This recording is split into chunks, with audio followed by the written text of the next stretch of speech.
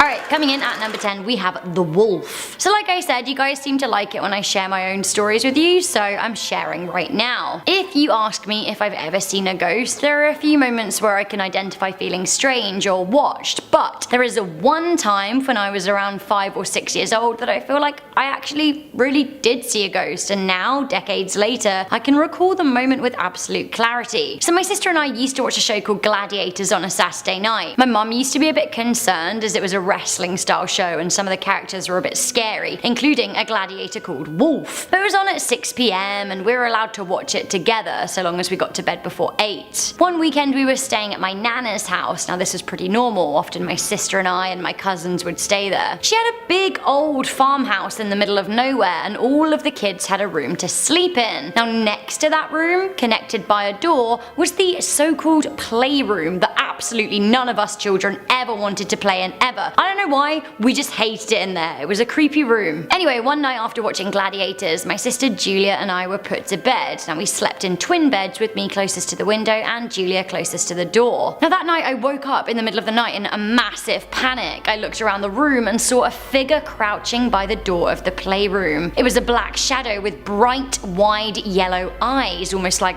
an animal. To me, he looked a bit like a wolf. Now he looked at me and from across the room, it or him, I'm not sure, jumped on all fours to the bottom of my sister's bed. She stayed asleep, but he looked at me directly in the eye and then disappeared. To this day I still remember it. I don't know if Gladiators had scared me, the playroom had scared me, or I'd seen a ghost. Coming in at number 9 we have fast food fast exit. This story was shared on Reddit by UCQ, who unbeknownst to them was caught up in a life or death situation. Receiving 8.2 thousand upvotes, they wrote, "When I was like 4 or 5, my mum and brother and I went along with my dad on a business trip to Seattle. I have a distinct memory of being in a Taco Bell or a McDonald's, I can't remember which, but I remember waiting in line, getting to the front, then my mum talking to us and we left very quickly. I remember being so disappointed and my brother and I were whining and complaining until we got to the next place. A couple of years ago, I'm 28 now, it somehow came up in conversation and my mum told us the whole story. We got to the front of the line and the cashier said in a quiet voice, 'Those men over there are robbing us. They have guns. Take your children and leave now.' So my mum did exactly that and never told us what happened." Now one of the comments read, "Best cashier ever," and I think so. I honestly really hope that they were okay. Coming in number 8 we have Take Me Home Country Road. Reddit user Torchlit shared their scary childhood story. Have a listen to this, it really freaked me out. They wrote, "My friend and I were riding our bikes down a rural country road. A beat up panel van kept trailing behind us slowly, even though we pulled over multiple times to let it pass. Every time we did so, it slowed to a stop behind us. Now eventually we came to a T, so we pulled over again on the road, turning right so the van could get by. Now they continued by saying instead of passing them, it gunned the accelerator and pulled up next to them, opening the car door. Now thankfully another car arrived at the T-junction and the van pulled away. The door to the van slammed shut and it screeched off, never to be seen again." Now a couple months later my parents were watching the news and a picture of a very similar van came on the screen and I said, "Hey, my friend and I saw that once," and my parents quietly freaked. Apparently it belonged to a dude that had been charged with child pornography and molestation and had just got out of jail. Can you even imagine? It sounds like they were actually nearly abducted. Who knows how many of us have had near abduction experiences like that. There are some creepy people out there. Coming in at number 7 we have the attic. This story comes from redditor No Cats on Me iMac, who used to have a door in the attic in her bedroom. Now her bedroom was attached to a door that led to the attic, I'm not sure if I made that clear. The attic was quite a big space and often her mum would pop up there sometimes to put things in storage. The thing is though, she'd always leave the little door open to the attic and it would frustrate our storyteller. They said it was because they had to keep closing the door, but really I think it was a personal space issue. When you're a teenager you really don't want your mum going through your room even if it is to get to another space. Anyway, they said they confronted their mum about it and she said that she hadn't actually been in the attic in months. The redditor was freaked out and decided to investigate what was going on. They kept a note of when they closed the door and it would open again. One day enough was enough and they went in the attic to see what was going on from themselves. This is when they think they saw a face in the shadows. The redditor was so freaked out that they wouldn't sleep sleep in this room anymore. They screamed and they screamed, and their parents actually didn't find anything in the attic. Nonetheless, they swapped bedrooms with their brother. 6 months later, they moved out of the house to a bigger place in the area. Now, it turns out that their new physics teacher and wife bought the property. Years later, when the Redditor was a senior in school, the couple offered a tour of their home. It seems her teacher's wife also had issues with the attic door, and that their family dog would often run up to it and bark, and they'd bark and it would bark. Dogs! I feel like they always know. Did this kid's parents have something to hide? At number 6, we have the Power Ranger. Redditor, I'm touching your toes, freaky, wrote an interesting and perhaps maybe incriminating story on Reddit. They said, when I was around 2 years old, I remember going to the house that we were building and walking through the construction. There was a little spot on the ground where it looked cool to place things, so I decided to put my toy Power Ranger there. Unfortunately, it got buried. Now, every time I bring up walking through the construction site, she says that the house was never under construction when we bought it. We ripped out the cement in our garage around the place where I'd left my Power Ranger. It started to crack and we needed to replace it, and lo and behold, my Power Ranger was there. That is specifically the only thing I remember at that age. Obviously, you get very upset when you lose your favorite toy. Now, their parents still deny the fact that the house was under construction, which is really weird. How can we explain the Power Ranger? One response read, it sounds like your parents had a body buried and cemented under your garage, and to be honest, I basically agree. Coming into number 5, we have the Dead End Street. Bored Panda has some creepy little gems. They collated some stories from Twitter, and a Twitter user with the handle Phonetics tweeted out, back in the day, my younger brother used to tell us about his other grandparents. They lived in a blue house. After always telling him that he was making it up, he was adamant, and he told our mother that he could bring her there. So she entertained him. They went for a drive. The tweeter continues by saying, this 5-year-old little psycho gave her turn-by-turn directions for close to 45 minutes. We ended up 4 to 5 towns away in a dead-end street with an abandoned blue house at the end. Now, the tweets got over 11,000 likes between them and thousands of retweets. The tweeter followed up by saying, I told my little brother, who's 35, that I told you all this story, and he'd forgotten all about it, but he still remembers exactly where that blue house is. Sends chills up my spine. Is this another possible reincarnation story up next, or is it a conspiracy? Whatever's going on, it chilled me at number 4. We have The Other Mother. I'm not crazy throwaway wrote on Reddit, when I was 4, my family got into a very bad car accident. My mum died. I only had a few memories from before the accident, but I do remember my mum. She had brown hair, she was short and a bit chubby. She had a very sweet, toothy smile. I remember her holding me in her lap in the rocking chair. I remember her singing to me. My mum today is a different woman, as in she's actually a different woman. She insists that she gave birth to me. My dad and both my older sisters have no memory of my first mum who died, but I do. All of my memories of my second mum begin after my first mum died. Here's how I know that I'm not crazy. My birth certificate lists my mum's name as Marie, and that's actually not my current mum's name, but she insists it was a clerical error at the hospital that they never bothered to correct.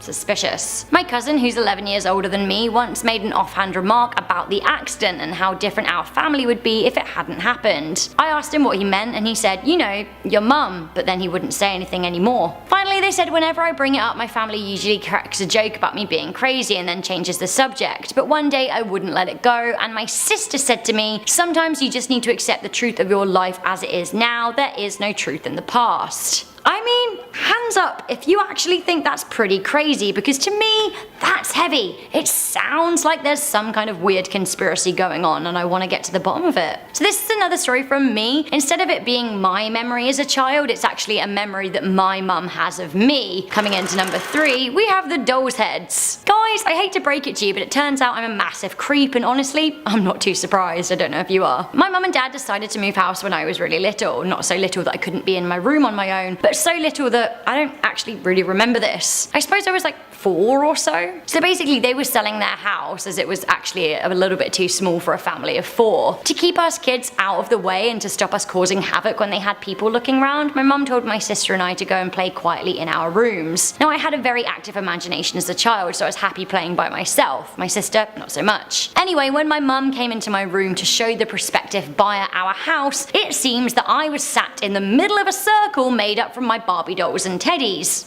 Not so weird, right? Well, I had taken off all of the heads of the Barbie dolls and was cupping them gently in my hand. When they came into the room, I looked up at my mum and the visitor, and in silence I smiled sweetly. Again, with the heads in my hand. Suffice to say, that person didn't buy the house.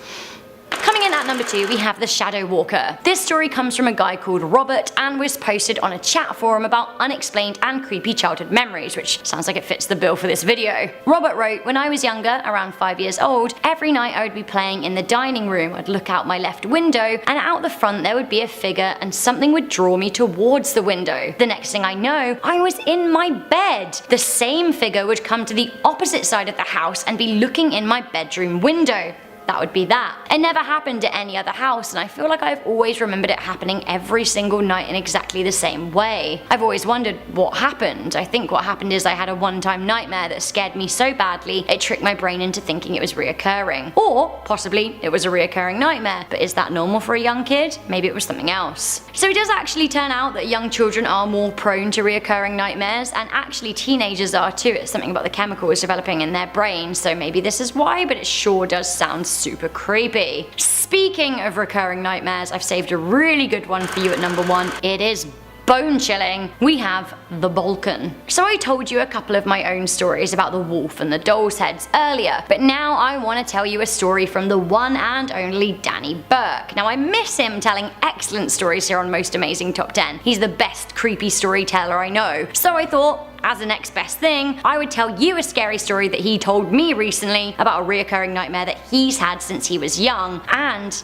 it recently came back. So you might not know this about Danny, but sometimes he has trouble sleeping. Recently, he woke up in a cold sweat after he was visited by a familiar face in his dream. Now each dream is the same. He thinks he's awake and he senses a presence in his bedroom. The only thing he knows is that he has to keep his eyes shut and not look at whatever it is. He has to go under the covers and not come out.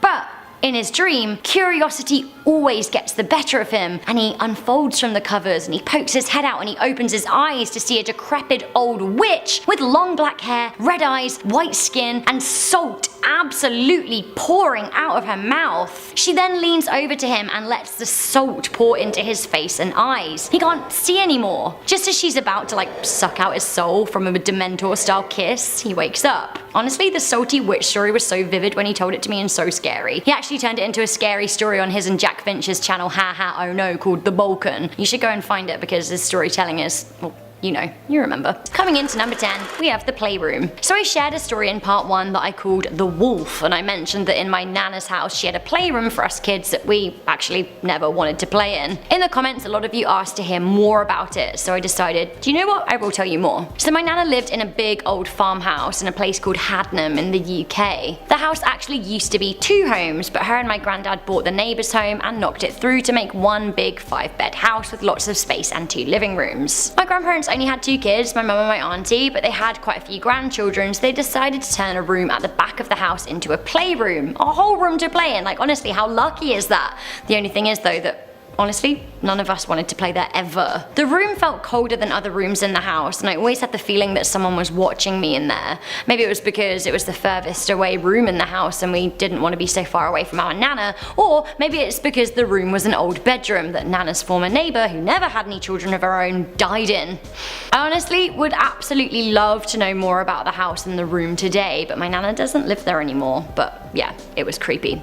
Not a good playroom. Coming into number 9, we have Lucy and the cat. Here, this is another story of my own, but I just wanted to let you know. Up until recently, my family had a cat called Pippin. Now, Pippin was a pretty wild cat, despite being a domestic pet, and when she was young, she used to get pretty crazy. Around 9 PM, almost on the dot, she would run up and down the stairs every night, but after she reached the age of about 6 or 7, Pippin chilled way out. Sadly, Pippin did die last year at the grand old age of 17, God bless her. Anyway, 9 or so years ago, my sister's friend Lucy came over, and Lucy had come around a few times, but not super often. At least 3 or 4 times in the past though. But on this particular occasion, Pippin absolutely freaked out, like seriously freaked out. Pippin was acting like she was when she was a kitten, but only when she saw Lucy. She was running around the room going wild and running up and down the stairs, but she was also doing something new. She would now and then stop dead and just hiss at Lucy, and when I say at Lucy, I kind of mean slightly to the side of her. After a while, Pippin hid behind the TV, which again was something that she'd never done. My mum was baffled and so was Lucy at first, but then she shyly said that her cat had died last week. We kind of think that Pippin maybe knew this, and perhaps Lucy's cat had travelled to our house with her. Creepy. Alright, we have a different story coming in at number 8. We have Jordan. After the first video, you guys started sharing your own scary childhood stories, and I wanted to read one that was submitted by our most amazing subscriber, Serena Bloodmoon. She got the top comment on the video and she said, "When I was young, I had an imaginary friend named Jordan. He had dark brown hair, freckles on his nose and cheeks, and dark brown eyes that almost looked black. We would always play together. If my mum was working or I was alone, we would play even more. He was about 10 or 11 and I was about 6. Sometimes at night he would lay on the floor next to my bed saying that he would keep me safe. As I got older, he started to fade from my memory as an imaginary friend does, but I would still feel like someone was always sleeping next to my bed. A few years ago when I was 19, I moved into my first apartment and met one of the families living there. There was a mother, a father and 2 kids. The girl was Amanda, but the boy, his name was Jordan, and I swear he looked exactly like my imaginary friend and even acted like him. I came home from work one night and the family was going out to do dinner. I said hello and walked past them, but Jordan tugged on my shirt and said, "You'll be safe when you sleep." Creepy. It shook me deeply and I brushed it off. That night I felt a strange presence and looked at the side of my bed. Sitting on the floor was Jordan with a slight smile as he said, "I told you I'd keep you safe." I woke up screaming, realizing that the encounter in the hallway was all a dream. I'm honestly glad that the last part was a dream, but still, that's pretty freaky. Coming into number 7, we have Lake Lost. One thing I love about where I live is that there are loads of beautiful lakes with water clean enough to swim in. The only thing is though, I freak out when something brushes up against my legs. I'm always thinking like, snake. It's probably just weeds, but I really don't want to be touched by a snake. Who does? Luckily, while swimming and being touched by creepy lake things, I've never thought body. But with that in mind, listen to this story from Redditor BarthySphere7110. They said, "When I was a kid, my dad would take us to a giant lake with a big sandy shore. It was like a landlocked beach for hillbillies. I was wading in the shallow end when I felt something brush through my fingers. Being 7 and wishing it was a real beach, I thought maybe these are sea plants. But then I realized that was stupid. As I squeezed the tendrils that were brushing my hand, they squished and sunk. And then I felt bones through the soft squishy mass. Finger-like bones, as if I was holding the hand of a child my age. I got out of the water and I sat on the shore and I told nobody. A year later, my sister said that she'd thought a boy had been kicking her under the water, and when she grabbed at the foot to retaliate, it felt cold and squishy. She also told no one." Honestly, I'm not okay with this story. Did you come across a dead child in the water or a ghost? Ugh. Or maybe water snake. Blech. I have another lake story for you here at number 6. This is Under the Ducks. Julie Jungers Carter wrote into BuzzFeed to share a really scary story about her daughter. Now this is what she had to say. "My 4-year-old told me about the time that she went for a swim in the lake and could hear her mum yelling and crying out to her. But she couldn't come because she was, I quote, under the ducks. Then she remembers falling asleep, and when she woke up, I was her new mummy." I don't feel good about this at all, no.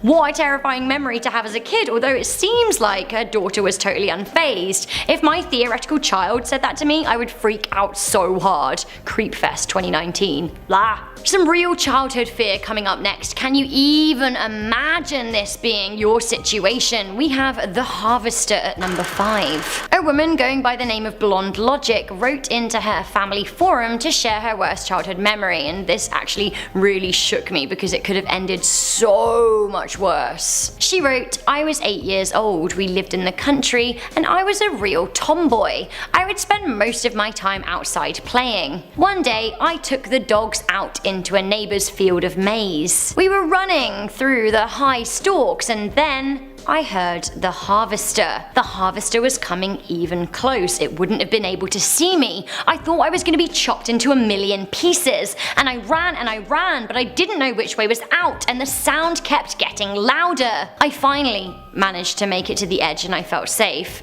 After that, I stuck to climbing trees where I could see everything." Honestly, can you even imagine? That is my worst nightmare, because the person in the harvester would never have seen her, and it would have been like, dead kid. Ugh.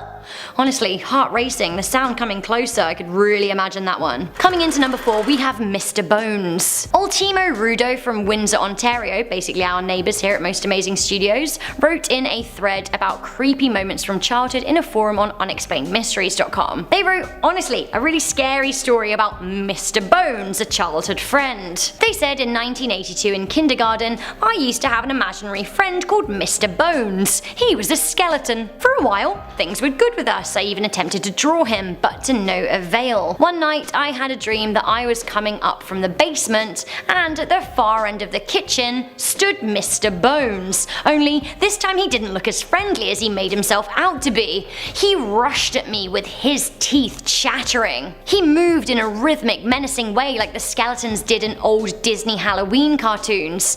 After we were done, I wanted nothing more to do with him. I banished him as my imaginary friend.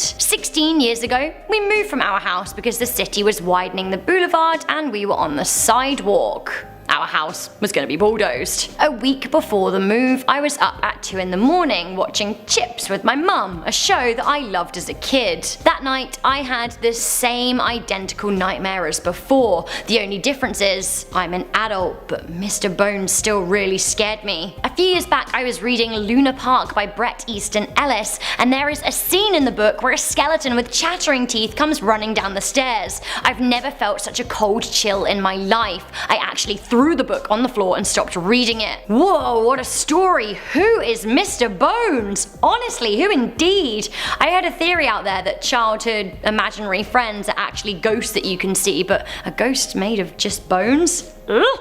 No. Coming into number 3, we have the chair. Now this is the last of my own scary childhood memory stories for this list, but it's a good one. I guess a good one for you anyway, you don't have to live with it. Not luckily, neither do I anymore, but still, every time I go home to see my mum, I feel very uneasy about this chair that she still owns. Let me explain. So my mum has this dark wood carved chair that I just feel like is evil. I don't want to sound crazy, but every time I look at it, I'm like, that is an evil chair. I've never liked it. It just radiates a bad energy. So long as I remember, she's had it, and I've just never spent too much time around it because once again, it really fills me with like a cold dread. It's always been in places like the hallway for decoration though, so I've never really had to like be in a room with it for too long. Anyway, once upon a time a friend of mine came over when I was in my early teens, and he said that he also thought that the chair was weird before I even said anything. He said he had a strange sense it was missing something, but he couldn't figure out what. He didn't like it though. A few years ago my mum was having some of her things valued, the chair being one of them, and she was told that the chair was from the 1800s, and funnily enough, it was part of a duo. It had a missing partner. The story's a little unfinished, but it just kind of freaks me out that the chair seems to have such an effect on so many people, and that my friend knew it was part of a pair before my mum even did. Coming into number 2, we have BRIE. This kid's recurring nightmare has put me seriously way off cheese, which if you know me is basically unheard of, but ugh. You'll hear why, and basically the long and short of it is that sweet dreams are not made of BRIE. There was a thread in the Daily Mail about creepy kids, like all of the things that they remember and the creepy things they say. Anyway, a commenter wrote this about their 6-year-old daughter. Since the age of 3, Dee Dee always liked stroking people's faces. She liked stroking their cheeks because, quote, they feel like cheese, and she loves cheese, I hear ya. Since this age, she's always had a recurring nightmare about slicing off an old lady's cheek and eating it. Old ladies' cheeks feel and taste like BRIE apparently. Right, so that's BRIE off the menu then. Nice one. Blech. Finally, coming into number 1, this has to be one of the scariest childhood memories ever, as it involves the kid's own past life murder. Finally, at At number 1, we have the body. A case in Gaza made headlines in 2017, although the actual study came from an old Israeli doctor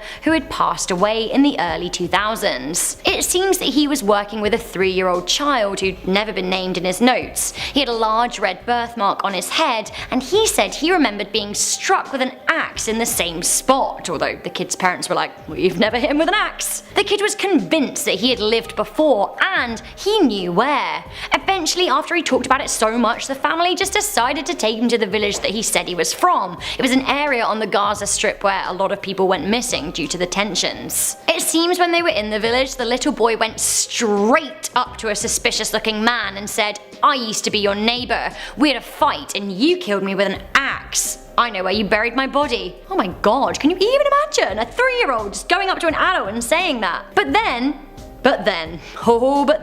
he then led his family and villagers to the spot where he said he was buried. They started digging, and lo and behold, there were skeletons buried under stones. The body, well, it had an axe wound to the head. Alright, I'm coming in with a personal story at number 10 because I know you like it when I share, so this is all about sleep paralysis. So this story comes from when I was young, but it also reoccurred last when I was 20 years old, and it was just as horrifying as an adult. When I was between the ages of 7 and then around 12 or 13, I used to get sleep paralysis, which I don't know if you guys have ever had it, but it is truly awful. In Thai culture, I believe they think that it's some kind of like spook sitting on your chest trying to suffocate you, and I think that's pretty accurate. If anyone watching has had this too, I absolutely feel for you. Luckily mine did go away after I hit puberty, except for one morning at a festival, but we'll get there. I still remember the feeling I used to have when I was a child. I'd wake up and I just simply couldn't move. It was as simple as that. I just could not move. Often I'd be face down in my pillow and I'd feel like I couldn't breathe, but I would try so hard to roll over and I couldn't. I'd even try and scream out for my mum, but nothing would come out. I was paralysed. I'd panic. It would be a living nightmare, but eventually I could move. Now it happened around 4 or 5 times a year for about 5 years, like I said, and then it stopped until one day I was at the festival. I'd bought a cow print pop-up tent and had a really rough night's sleep, and it kept leaking because it was raining. I had a nightmare that someone came into my tent at night and stabbed me right through the stomach. Now when I woke up, I couldn't move. I was paralysed and I was convinced one of the tent's cow prints was a face staring at me, and honestly, it was a while ago now and I still think about it all the time. So that's my scary memory, but let's move on to other people's scary stories. Imagine what it's like to remember living in a womb. I could live without that. Coming in at number 9, we have before birth. Prenatal memory is an unproven phenomenon noted in a number of children who seem to be able to recall life before life. One Redditor, Moses was the visionary, wrote, "I remember clearly there being a time before I was present in the world where everything was dark and warm. The sensation was that of being in some sort of dark encompassed cave that was extremely comfortable, but at the same time I couldn't really sense anything physically. It was almost as if I had awakened from a deep sleep but was too groggy to fully comprehend what was happening. I remember having a primitive understanding of the fact that I was conscious and perhaps even awaiting something, but try as I might, I couldn't come up with any concrete details. I can't really help but interpret this as self-awareness of myself in the womb, or perhaps just pre-birth." While they do make the story sound kind of cozy, to me it's pretty horrifying. Other kids claim to remember the actual moment that they were, you know, squeezed out. Blah, blah, blah. The miracle of birth is really not something I want to remember. Okay, so some people remember being born, but what if you didn't have any memory of your childhood whatsoever? Listen to this at number 8, we have the Great Nothing. Redditor Ashy Button said, "I remember almost nothing before the age of 12, and that's kinda creepy on its own." Honestly, that really is creepy. I feel like my earliest memories from when I was super young, I was still in a cot and I remember crying when my auntie came in and turned the light out. So the fact that you don't have any memories until you were 12? Other than that, I do remember things that my sister and I would do from around 4 years old, which is around the time people start remembering things. So I don't know. Why can't you remember anything? What does this mean? Next up, I want to include a story from one of our subscribers, like I mentioned at the beginning of the video. Insomninom shared their story in the comment section of part 2, So coming into number 7, we have the story of the beast. Insomnianom wrote, I have a memory that you could possibly enjoy. I'm an insomniac with a reoccurring nightmare that I've been having since I was 10. Nowadays I'm 20 years old and it happens less frequently, but it was always a large creature that looked like an 8-foot tall demonic animal with black fur and red eyes and white large fangs. It would always stalk me in some post-apocalyptic scenes. Some would even include the Brooklyn Bridge, big gardens, street corners, etc. The worst part was that these scenes were always at night and this creature was invisible unless light breached its fur. The scary part was that the beast was always attached to a chain that was being held by a hooded figure wearing a mask. When that mask came off, it was always myself with black eyes, a stitched mouth, a hollowed out face. It would talk backwards, the beast always coming after me and myself never knowing where I was. I'd try and claw out of my skin and jump at my legs. I'd wake up with scars and burning bruises and it still freaks me out sometimes. To this day, if I'm exhausted and drowsy, I'll see the beast while I drive around out of the corner of my eye, or I think it will, or I'll see the hooded figure in the mirrors around the house. Oh my god, even if you just made that up and it's not true, that is terrifying, and I wonder what that dream means. So you're the one holding a beast that's trying to get you on a chain. I feel like, you know, that's some deep psychological stuff. So I wanted to share another personal story from my family. I talked a bit about this in one of our reality questioning lists, but it seemed like it would also be a perfect fit for this list. Coming into number 6, we have the twins. This story is about the possible dark truth behind imaginary friends. You just never know. In this instance, imaginary friends came back to haunt a member of my family. My auntie Jenny, she's in her 60s now, she can be quite a formidable woman and